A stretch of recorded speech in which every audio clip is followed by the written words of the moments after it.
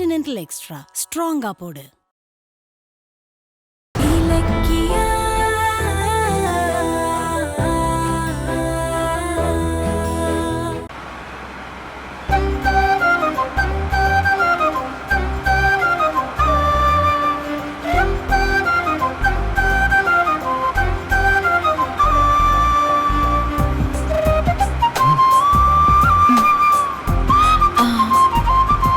அத்தை, அந்த பிரியா ரொம்ப நல்ல பொண்ணா இருக்கால?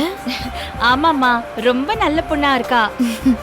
இந்த காலத்துல இப்படி ஒரு பொண்ணா பாரு. அடுத்தவங்களுக்கு ஒண்ணுனா அப்படி துடிச்சு போறா. அவ மட்டும் இல்லனா கார்த்திக் ரொம்ப சிரமப்பட்டிருப்பான். ஆமா ஜானு, அவளை ரொம்ப நல்லா வளர்த்திருக்காங்கல்ல. ஏடா கார்த்திக், அண்ணே உனக்கு பிடிச்சிருக்கா? பிடிச்சிருக்கான்னா என்ன சொல்ல வரீங்க? இல்ல, அந்த பிரியா பொண்ணோட ஹெல்ப் உனக்கு பிடிச்சிருக்கான்னு கேட்டேன். ஓ அப்படியா? நானும் அப்படிதான் நினைச்சேன். இந்த காலத்துல பிரியா மாதிரி பொண்ணெல்லாம் தேடினா கூட கிடைக்காது. ஆமா இலக்கியா, கரெக்டா சொன்னேன். இந்த மாதிரி காலத்துல அஞ்சலி மாதிரி இருக்கிற பொண்ணு எங்க, பிரியா மாதிரி இவ்ளோ நல்ல பொண்ணுலாம் எங்க? அத்தை, இப்ப எதுக்கு அஞ்சலியை பத்தி பேசுறீங்க? அவளுக்கும் நமக்கும் எந்த சம்பந்தமும் இல்லைன்னு ஆயிப்போச்சுல்ல. அவ வேற, நம்ம வேற. கரெக்டா சொன்னீங்க அண்ணி. ஆமா, என்னாச்சு ஜானு? என்னம்மா என்னமாச்சு? அத்தை, என்னாச்சு? தண்ணி பாட்டில் கொடு. தண்ணி பாட்டில் தண்ணி எடுத்து கொடு. தண்ணியே இல்ல. அண்ணா, காரை நிப்பாட்டுங்கண்ணே, கடையில போய் வாங்கிட்டு வரேன்.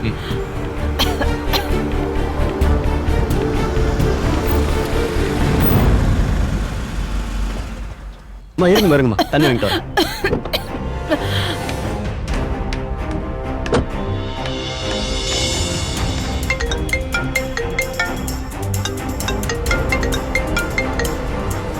சொல்லுங்க.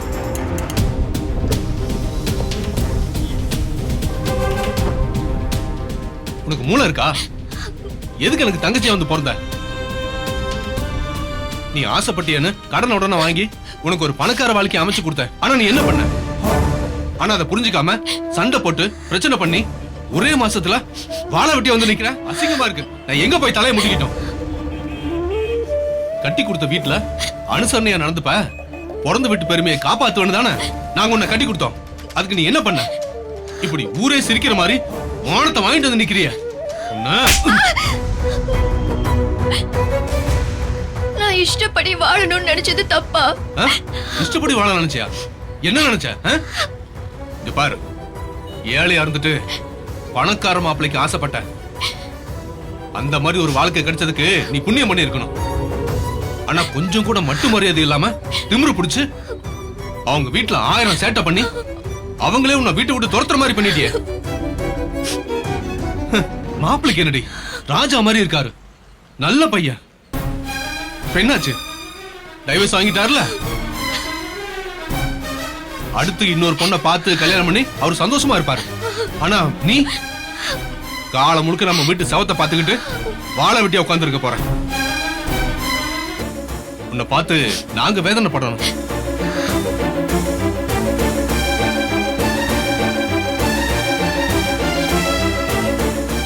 உன் திமிர்னால கிடைச்ச ஒரு நல்ல வாழ்க்கைய தொலைச்சிட்டு வந்து நிக்கிற. 1000 தான் நீ தப்பு செஞ்சிருந்தாலும் உன்னை அவங்க மன்னிச்சிருந்தா உன் வாழ்க்கை இப்படி கேள்விக்குறியா இருக்காது. ஆனா நீ அவங்கள படுத்தின பாட்டுக்கு உன் தலையில மண்ணை போட்டுக்கிட்டு வந்து நிக்கிறிய. இனி புருஷன் வீடு இல்லாம வைத்து முடிச்சு அலைய போறேன். அத பார்த்து நாங்க கால ஃபுல்லா அலணும். இதெல்லாம் எங்க தலையெழுத்து.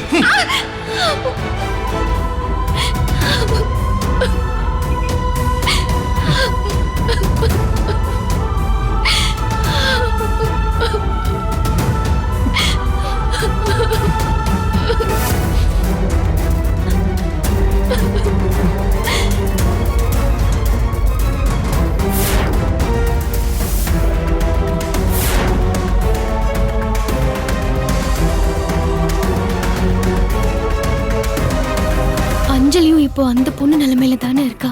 கார்த்திக்கு நல்ல வாழ்க்கை அமைச்சு கொடுக்கணுங்கிற வேகத்துல அஞ்சலியோட வாழ்க்கையை அழைச்சிட்டோமா?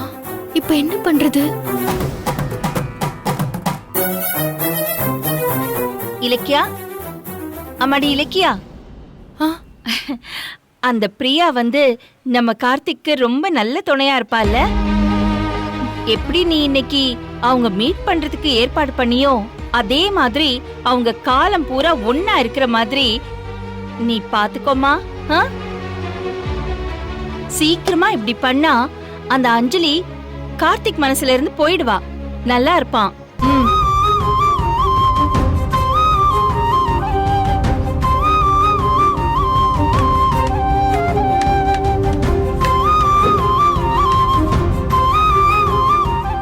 திறந்து கொடுப்பா.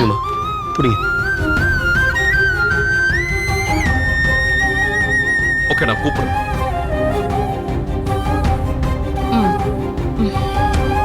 அண்ணா போலாண்ணே. தண்ணி குடிச்சிட்டியா? போலாம்ப்பா. சரி.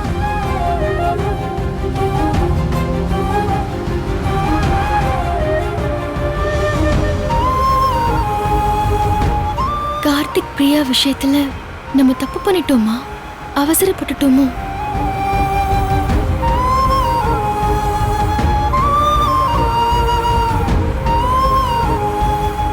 என்ன இலக்கிய முகமே சரியில்லை.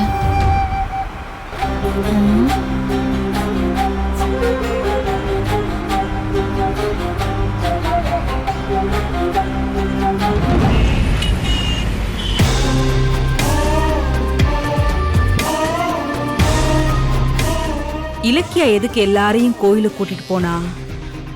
அதுவும் கோயில் பக்கமே போகாத கார்த்திகை பர்டிகுலரா எடுத்துட்டு போயிருக்கான்னா என்ன விஷயமா இருக்கும்?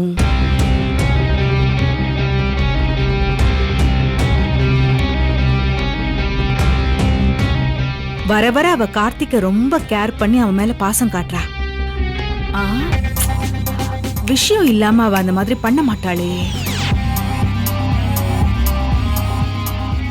அஞ்சலியை துரத்திட்டு கார்த்திக் மேல இந்த அளவுக்கு அக்கறை காட்டுறான்னா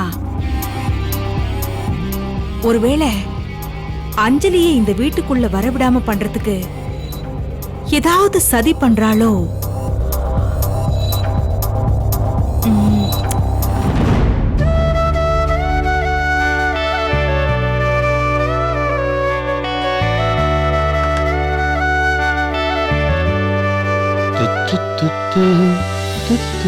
டேய் கார்த்திக், நில்லுடா. எல்லாரும் ஒன்னா எங்க போனீங்க? ஏன் உங்களுக்கு தெரியாதா? கோயிலுக்கு சாமி கும்பிட போனோம். அது சரி, திடீர்னு என்ன ரொம்ப சந்தோஷமா இருக்கிற மாதிரி தெரியுது? கோயிலுக்கு போயிட்டு வந்தா வரம் கிடைக்கும்னு சொல்லுவாங்க. ஆனா கோயிலுக்குள்ளேயே எனக்கு வரம் கிடைச்சிருச்சு. அந்த சந்தோஷம் தான். போதுமா? வரமா? என்ன வரம் கார்த்திக்? அதை இப்ப சொல்ல முடியாது. கடவுள் இதான் உனக்கான வரம்னு இப்போ உன்னை காட்டியிருக்காரு. அந்த வரம் கைக்கு வரும்போது உங்களுக்கே தெரியும். கார்த்திக், என்ன சொல்ற? எனக்கு புரியல. என்னன்னு கிளியரா சொல்றியா? அது இப்போதைக்கு உங்களுக்கு தெரிய வேண்டாம். ஏ? உங்களாலதான் அஞ்சலி என்னோட வாழ்க்கையில நுழைஞ்சு என்னோட சந்தோஷத்தை கெடுத்துட்டாங்கிற கடுப்புல இருக்கேன். இதுல வரப்போற சந்தோஷத்தையும் உங்ககிட்ட சொல்லி அதை நாசம் பண்ண நான் விரும்பல. என்ன கார்த்திக், என்ன இப்படி எல்லாம் பேசுற? நான் போய் உன் சந்தோஷத்தை கெடுப்பனா? இங்க பாரு, விஷயம் என்னன்னு என்கிட்ட சொன்னா நானும் ஹெல்ப் பண்ணுவேன்ல. ஐயோ, வேண்டவே வேண்டாம். நீங்க பண்ணா அது ஹெல்ப்பாவே இருக்காது, இடைஞ்சலா தான் இருக்கும். நீங்க கொஞ்சம் விலகி இருந்தா அதுவே போதும். ஏய் கார்த்திக்,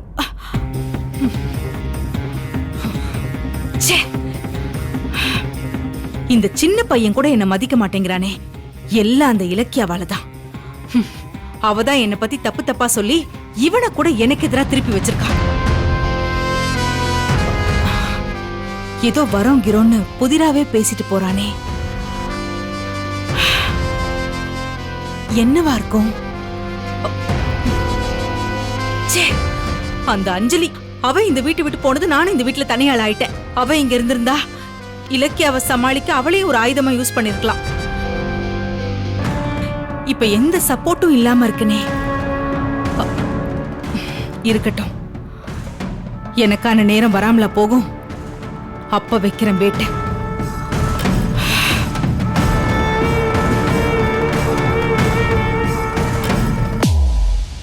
ஆமா மாமா, நானும் கார்த்திக்கும் கோயிலுக்கு போயிட்டோம். அதான் 2 பேரும் ஆபீஸ்க்கு வர முடியல.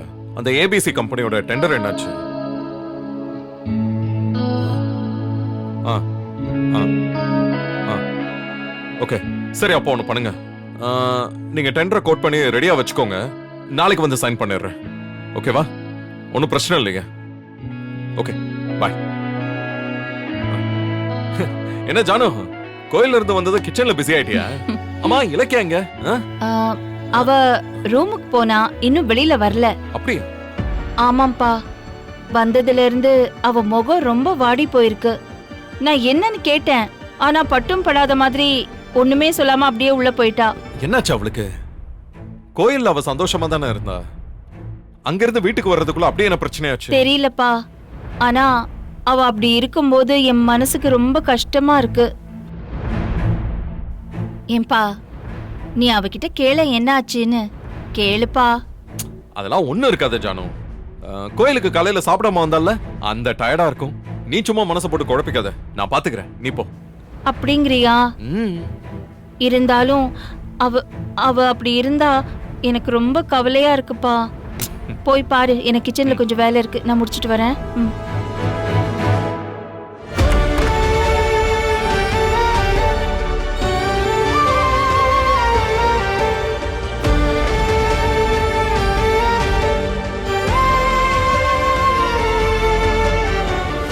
இலக்கியா, ஏன் அப்படி பகல்லே படுத்திருக்க? என்ன உடம்பு சரியில்லையா? இல்ல, அப்படியெல்லாம் எதுவும் இல்ல. இல்ல, ஜானுவரன் ஏதோ டல்லா இருக்கான்னு சொன்னாங்க. என்னாச்சு உனக்கு? இலக்கியா, திரும்ப இந்த பக்கம் திரும்ப. இலக்கியா,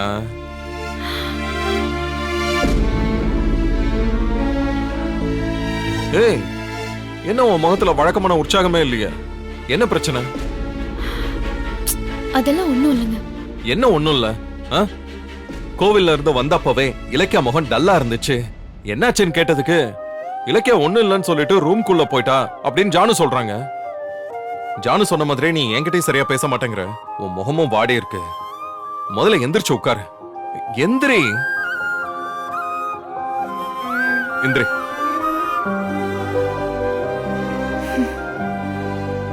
என்னன்னு சொல்லு இலக்கியா, சொல்லு. உன் பிரச்சனை என்ன? கோயில்ல சந்தோஷமா தானே இருந்த. பிரியா கிட்ட கார்த்திக் நடந்துகிட்டதெல்லாம் பார்த்து நீயும் சந்தோஷப்பட்டல்ல. அதுக்குள்ள என்னாச்சு?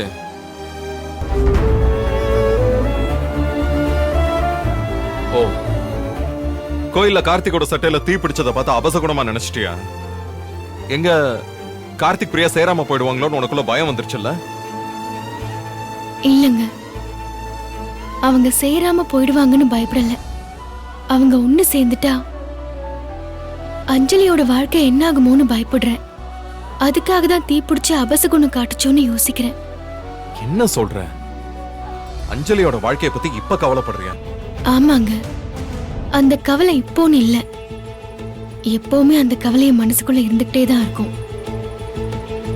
ஆனா நானாதான் கார்த்திக்கு உண்மையாவே ஒரு புது வாழ்க்கை அமைச்சு கொடுக்கணும்னு நினைச்சு என் கவலையெல்லாம் மனசுக்குள்ளேயே புதைச்சு வச்சுக்கிட்டேன். என்னதான் கார்த்திகோட வாழ்க்கையை விட்டு அஞ்சலியை நம்ம விலக்கி வச்சாலும் ஒருவேளை எதிர்காலத்துல அஞ்சலியோட வாழ்க்கை கேள்விக்குறியாயிடுமோங்கிற பயம் என்னையும் அறியாம எனக்குள்ள இருந்துகிட்டே இருக்கு கௌதம். என்ன சொல்ற? இத பத்தி தான் ஏற்கனவே என் கூட சண்டை போட்ட.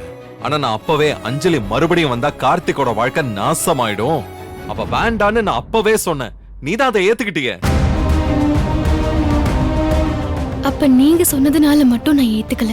மாசில்லாமணி மாமாவும் அஞ்சலிக்காக கார்த்திகோட வாழ்க்கை கெட்டிடக்கூடாது, நீ கார்த்திக்கு நல்ல வாழ்க்கை அமைச்சு கொடு, அஞ்சலியை பத்தி கவலைப்படாதன்னு சொன்னாரு. அதுக்கப்புறம் தான் நானும் என் மனசு திடப்படுத்திக்கிட்டு கார்த்திக்குக்கும் பிரியா மேல ஒரு ஈடுபாடு வந்ததை பார்த்து ஜானகி அத்தைக்கிட்ட அதை பத்தி பேசினேன்.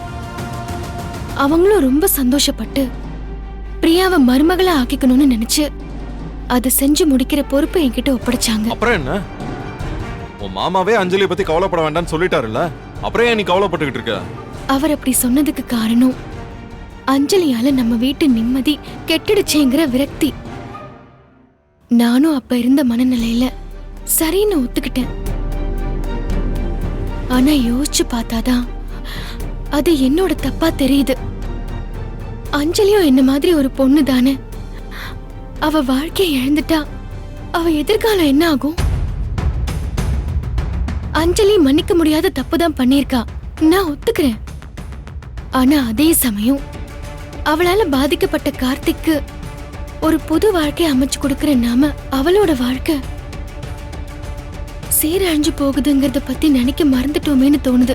அப்ப அவ உனக்கும் நம்ம குடும்பத்துக்கும் பண்ண கெடுதல் எல்லாத்தையும் மன்னிச்சு விட்டுறலாம்னு சொல்றியா? ஐயோ, அப்படி இல்ல கௌதம். அவ எனக்கும் நம்ம குடும்பத்துக்கும் கெடுதல் பண்ணாங்கிறதுக்காக அவ வாழ்க்கை அழியறத பார்த்துட்டு சந்தோஷப்பட்டுட்டு இருக்க முடியாது. அதுல மனிதாபிமானமும் இருக்காதுன்னு தான் சொல்றேன். கார்த்திக்கு ஒரு நல்ல வாழ்க்கை அமையணும்னு ஒரு தாயா ஜானகி அத்தையும் ஒரு அண்ணனா நீங்களும் ஆசைப்படுறீங்க.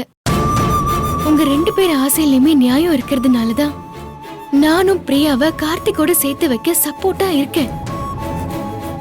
ஆனா அதே சமயம் நான் பண்ற இந்த விஷயத்தினால இன்னொரு பொண்ணோட வாழ்க்கை அழிய போகுதுங்கிற நிலைமை என் மனசை அரிச்சுக்கிட்டே இருக்கு. எனக்கு நல்லா தெரியும் கௌதம், அஞ்சலி கார்த்திகை தவிர வேற யாரையும் மனசால கூட நினைச்சு பார்க்க மாட்டா. இந்த வீட்டை அதிகாரம் பண்ணணுங்கிற பேராசைக்காக தான் கார்த்திகை அவ கேடயமா யூஸ் பண்ணாலே தவிர அவ எப்பவுமே கார்த்திகை வெறுத்ததில்ல, விட்டு கொடுக்க நினைச்சது கூட கிடையாது. இப்ப கார்த்திக் பிரியாவை கல்யாணம் பண்ற சூழ்நிலை ஏற்பட்டுச்சுன்னா அஞ்சலிக்கு புகுந்த வீடும் இல்லாம போய் பிறந்த வீடும் அந்நியமாயிடும். அதுக்கப்புறம் அஞ்சலி என்ன பண்ணுவா? கோயில்ல கார்த்திக் பிரியாவோட க்ளோஸா பழகிறத பார்த்துதான் எனக்கே இந்த பயம் வந்துச்சு. கோயில்ல பார்த்ததுக்கு அப்புறம் அந்த பயம் வந்துச்சா, இல்ல ரோட்ல ஒரு சம்பவத்தை பாத்திய அதுக்கப்புறம் அந்த பயம் வந்துச்சா? என்ன அப்படி பாக்குற? ரோட்ல நடந்த சம்பவத்தை பார்த்து உனக்குள்ள நடந்த போராட்டத்தை நானும் கவனிச்சேன்.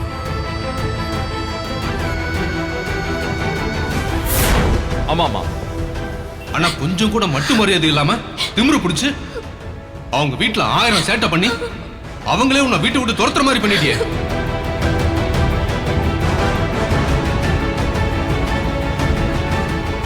ஆனா நீ அவங்கள படுத்தின பாட்டுக்கு உன் தலையில மண்ணை போட்டுக்கிட்டு வந்து நிக்கிறியே.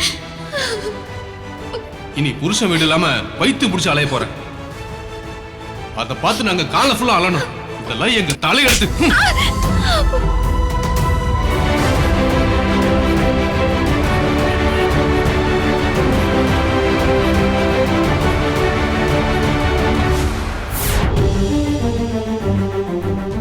இப்ப சொல்லு, நான் சொன்னது கரெக்ட் தானே? சரி, இப்ப நான் கேக்குறதுக்கு பதில் சொல்லு. கார்த்திக் பிரியாவை விட்டுட்டு அஞ்சலியை ஏத்துக்கணும்னு நீ சொல்ல வரியா? எனக்கு இந்த கேள்விக்கு பதில் சொல்ல தெரியல கௌதம். ஆனா கார்த்திக் பிரியாவோட சேர்ந்துட்டா அஞ்சலியோட வாழ்க்கைக்கு என்ன பதில்னு தான் கேக்குறேன். அஞ்சலி கர்ப்பிணின்னு சொல்லி ஏமாத்தினது மன்னிக்க முடியாத குற்றம். ஏன் மேல இருக்கிற போட்டி பொறாமையில அவ அப்படி பண்ணிட்டா. ஆனா அதுக்காக அவளோட தாலிய புடுங்கிறது சரியான தண்டனையான்னு எனக்கு ஒரே குழப்பமா இருக்கு. அஞ்சலி நமக்கு பண்ணது துரோகம்னா நாம அஞ்சலிக்கு பண்ண போறதுக்கு பேர் என்னன்னு எனக்கு தெரியலங்க. அஞ்சலி காலம் முழுக்க வாழ வெட்டியா இருந்து வயிறு எரிஞ்சு கிடந்தான்னா கார்த்திக் பிரியாவை கல்யாணம் பண்ண பிறகு சந்தோஷமா இருக்க முடியுமா? அப்போ கார்த்திகையும் பிரியாவையும் ஒண்ணு சேர்க்கறதுக்கு நீ ஏன் அவ்வளவு பாடுபட்ட? நான் தான் சொன்னேனேங்க, கார்த்திக் ஒரு நல்ல வாழ்க்கை அமைச்சு தரணுங்கிற ஒரு நல்ல எண்ணத்துல செஞ்சேன். இப்ப கார்த்திக்கும் பிரியாவும் நெருங்க நெருங்க நான் புதைச்சு வச்சிருந்த பயம் என்னையே அறியாம வெடிக்க ஆரம்பிச்சிருச்சு. ஒருத்தைய அழ வச்சுட்டு மத்தவங்களை சந்தோஷப்படுத்துறதுங்கிறது சரியாங்கிற கேள்விக்கு என்ன பதில்னே எனக்கு தெரியல. அப்படியே கார்த்திக்கும் பிரியாவுக்கும் கல்யாணம் பண்ணாலும் அஞ்சலி நிம்மதியா வாழ விட்டுருவாளா?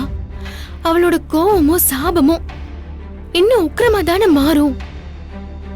இதால எல்லாரோட நிம்மதியும் கெட்டு போனா அதெல்லாம் நம்ம எப்படிங்க ஃபேஸ் பண்ண போறோம்?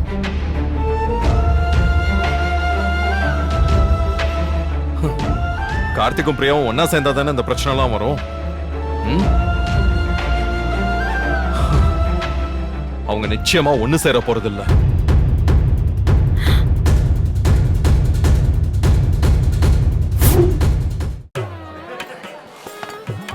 என்னடா டாக்டர் பொண்ணுக்கு ஊசி போட தெரியும், ஆனா காஃபி போட தெரியுமா? தெரியுமா?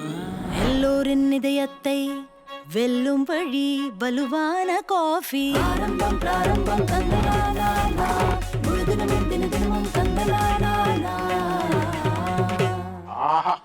ஆரம்பம் பிராரம்பம் ஸ்ட்ராங்கா போடு, முழுதினமும் தினதினமும் ஸ்ட்ராங்கா ஓடு. கான்டினென்டல் எக்ஸ்ட்ரா ஸ்ட்ராங்கா போடு. இந்த வீடியோ உங்களுக்கு பிடிச்சிருந்தா லைக் பண்ணுங்க, கமெண்ட் பண்ணுங்க அண்ட் ஷேர் பண்ணுங்க. மறக்காம சரிகமா டிவி ஷோஸ் தமிழை சப்ஸ்கிரைப் பண்ணுங்க.